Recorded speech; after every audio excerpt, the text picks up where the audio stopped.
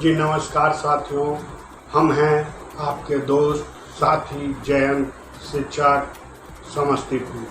साथियों, आज जो चर्चा सुनेंगे आप लोग तो भौचौक रह जाएंगे, अचंभित रह जाएंगे। साथियों, ज्यों-ज्यों चुनाव आते जा रहा है, दर पर दर पोल सरकार की खुलती जा रही है। साथियों, आज की चर्चा का मुख्य विषय है PRLS वर्सेस विशिष्ट शिक्षक। साथियों, ये नाम सुनने में प्रथम बार आप लोग अचंभित हुए होंगे, जो आखिर ये कौन सा शब्द है और कौन सा नाम है।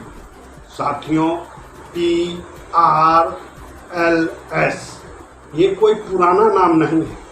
ये नाम दशकों से उन शिक्षकों के पीछे लगाया जा रहा है जिसे सरकार ठंडी बस्ताओं में रखी हुई थी, परंतु आज धीरे धीरे ये सारी पोलें खुल रही हैं।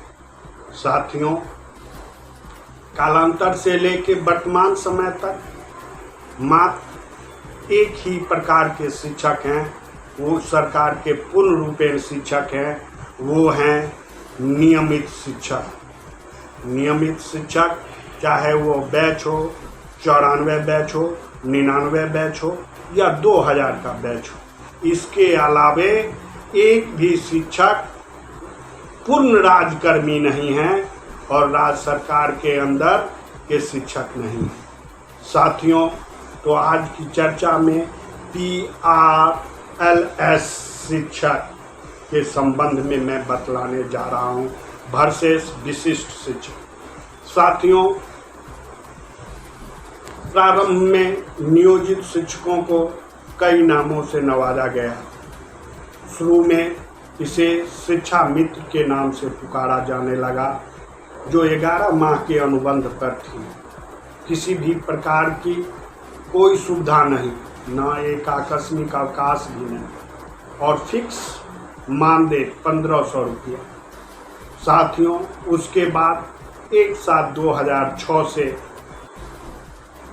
शिक्षा मित्रों का नाम समाप्त करके नियोजित शिक्षक के रूप में रखा गया।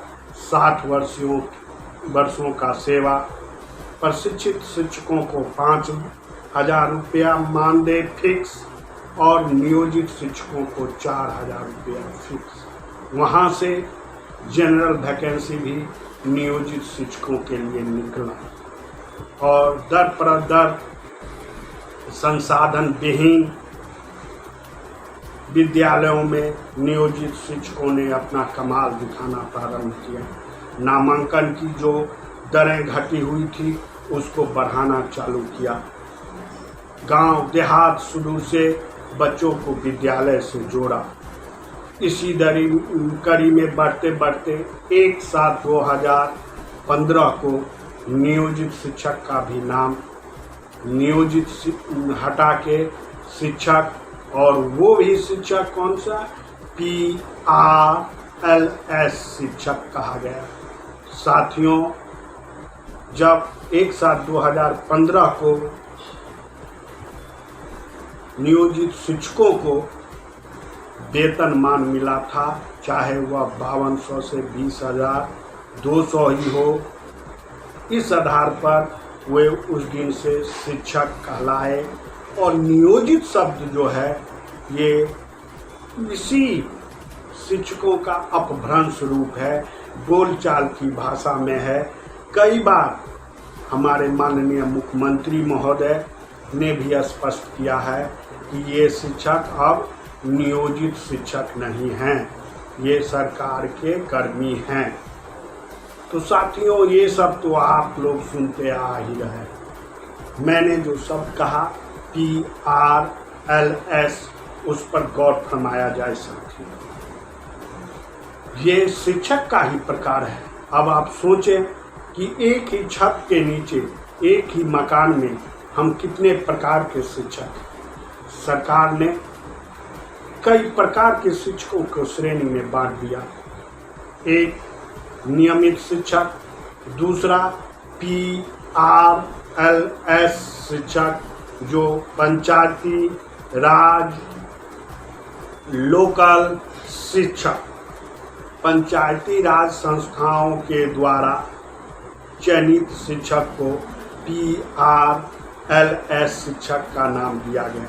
ये मैं नहीं कह रहा हूँ साथियों, ये बहुत गहन चिंतन मनन और अध्ययन के बाद यह सरकार की पोल खुली है साथियों। ये ई सर्विस बुक का जो पत्र संवेदनशील, हमारे शिक्षकों के प्रति संवेदनशील रहने वाले ACS महोदय का जो पत्र निकला उसमें वर्णित है, सबसे लास्ट में ही है PRLS।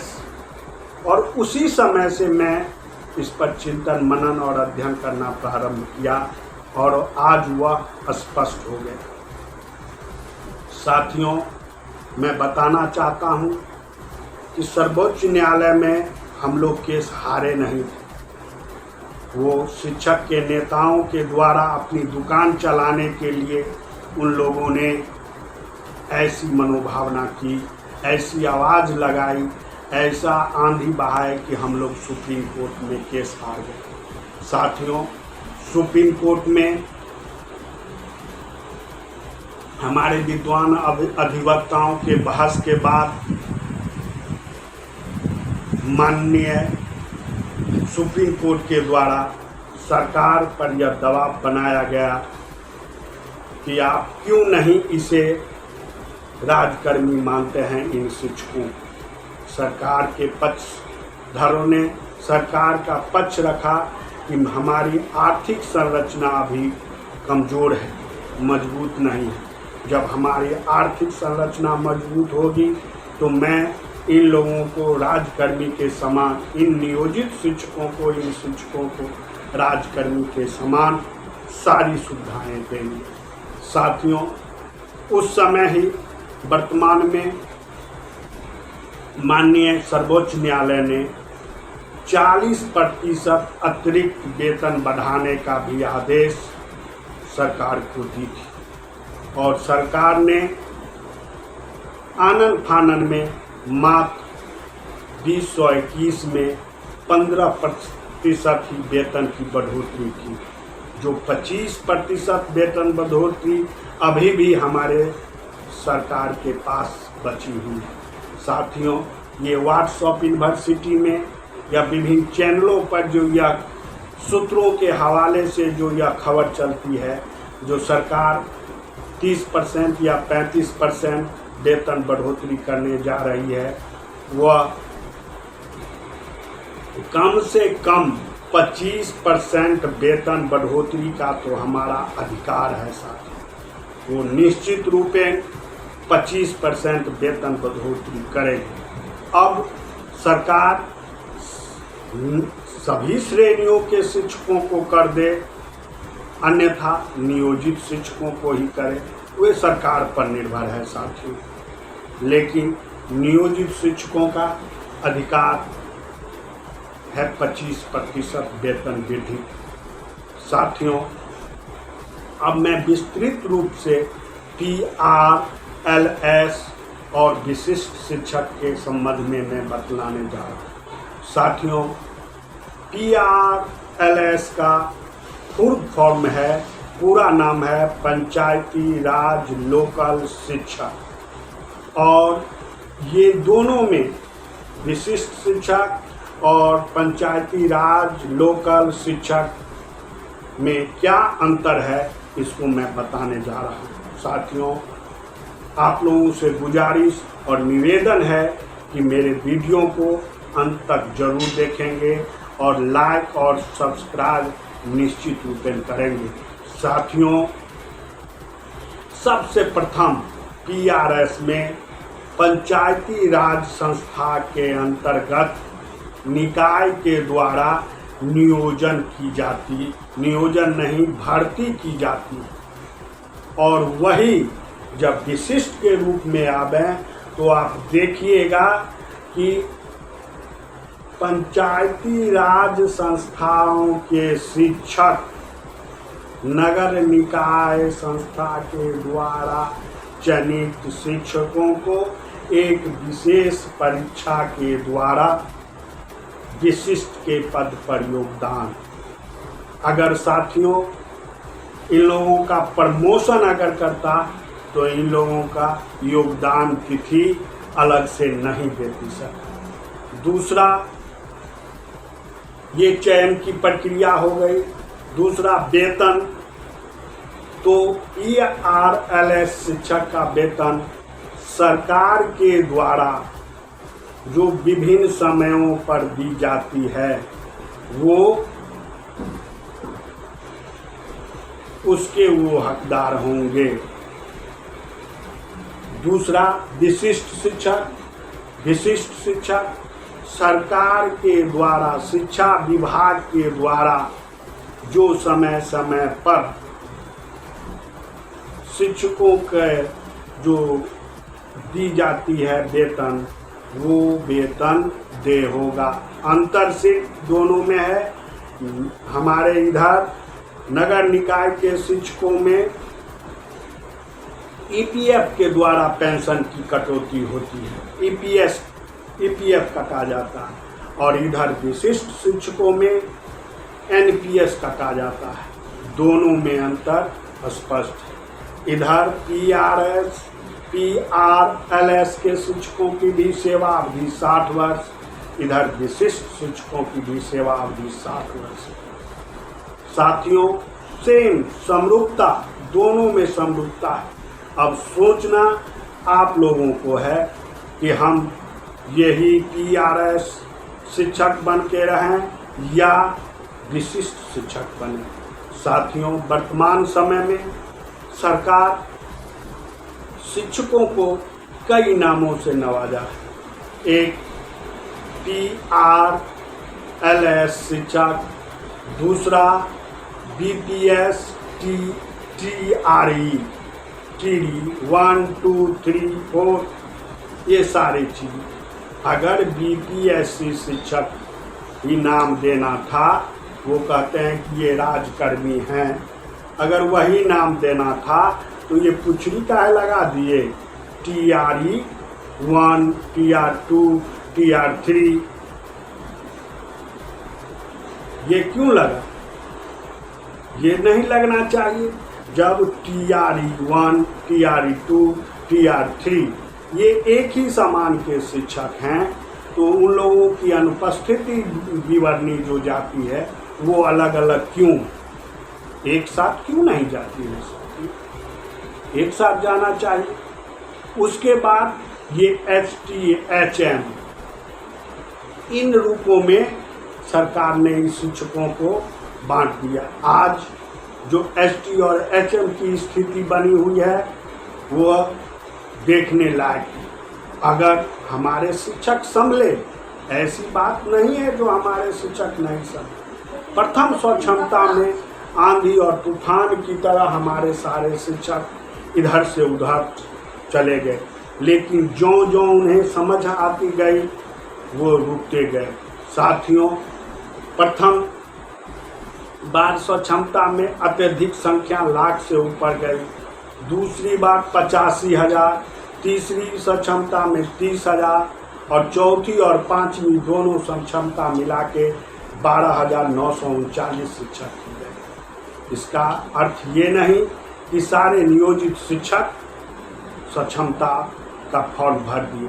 आज भी हमारे लाख के लगभग 1 लाख नियोजित शिक्षक, जिन्हें PRLS शिक्षक के नाम से भी जानते हैं हम, उन बचे हुए हैं और मजबूत इरादे और चट्टानी एकता लेके बचे हुए।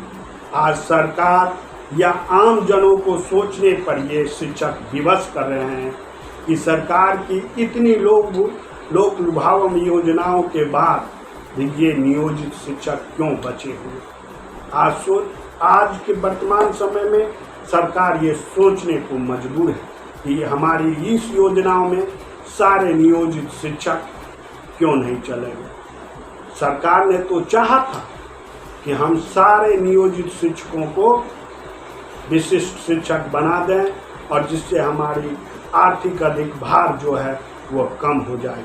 परंतु हमारे माननीय उच्च न्यायालय ने इसे सरकार की मंशों पर पानी फेर और हमारे आज लाख के लगभग शिक्षकों, PRS शिक्षक, PRLS शिक्षक मजबूत इरादे और पक्का चट्टानी एकता की तरह संगठित। इनमें कई हमारे शिक्षक साथियों का भी योगदान है, जिन्होंने दर पर दर पोल सरकार की पोल खोलते गई और सरकार भी विवश हुई। साथियों, जिस प्रकार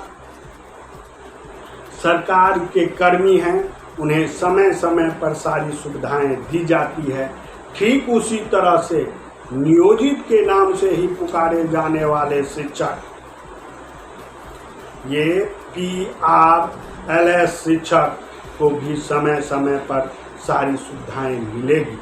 सरकार आज चुप है, लेकिन चुनाव अब कुछ ही दिनों गिनती उसकी शुरू है, जो कब आचार संहिता की घोषणा होगी। इससे पहले पूरा अनुमान है कि सरकार जो प्रमोशन संबंधी जो न्यायालय के आदेश को रोके हुए है उसे देगी, निश्चित रूप में देगी। साथियों, ये अटूट विश्वास और अटल इरादा है, वो देगी। साथियों, इतना ही नहीं, चुनाव समाप्ति के बाद भी जितनी सारी पोलें हैं वह धीरे धीरे खुलती चली जाएगी। जो आखिर विशिष्ट क्या है, नियोजित शिक्षक कहे जाने वाले शिक्षक क्या हैं? BPSC TRE1, TRE2, TRE3, TRE4 या TRE5, ये क्या हैं? इनमें सारे में अंतर शीशे के तरह, आईने के तरह झलकता है। साथियों, मैं अपने मजबूत इरादे और चट्टानी एकता को प्रदर्शित करने वाले साथियों से को लाख लाख धन्यवाद देता हूँ, कोटि कोटि धन्यवाद देता हूँ, जिन्होंने विषम परिस्थिति में भी अपनी एकता को कायम रखा। साथियों, इसी के साथ मैं रक्षाबंधन के पर्व, महान पर्व की भी आप लोगों को बधाई देता हूँ। जो भाई बहन का जो पर्व है, ये अटूट विश्वास और प्रेम का पर्व है। साथियों, भाई के द्वारा बहनों की रक्षा का पर्व है। यह धागा सिर्फ धागा बांधने की नहीं, भाई अपने बहनों को यह आश्वासन देता है, जो अतीत काल से चलते आ रहा है, कि मैं अपनी बहनों को हर एक विकट परिस्थिति में रक्षा करूँ। इस रक्षाबंधन पर्व की कोटि कोटि बधाई आप समस्त साथियों को, हमारे चैनल से जुड़े सभी साथियों को, बिहार के तमाम शिक्षक साथियों को, शिक्षक बहनों को धन्यवाद। इसी चंद शब्दों के साथ मैं अपनी वाणी को विराम देता हूँ। पुनः फिर मिलेंगे। जय नियोजित, जय नियोजित, जय बिहार।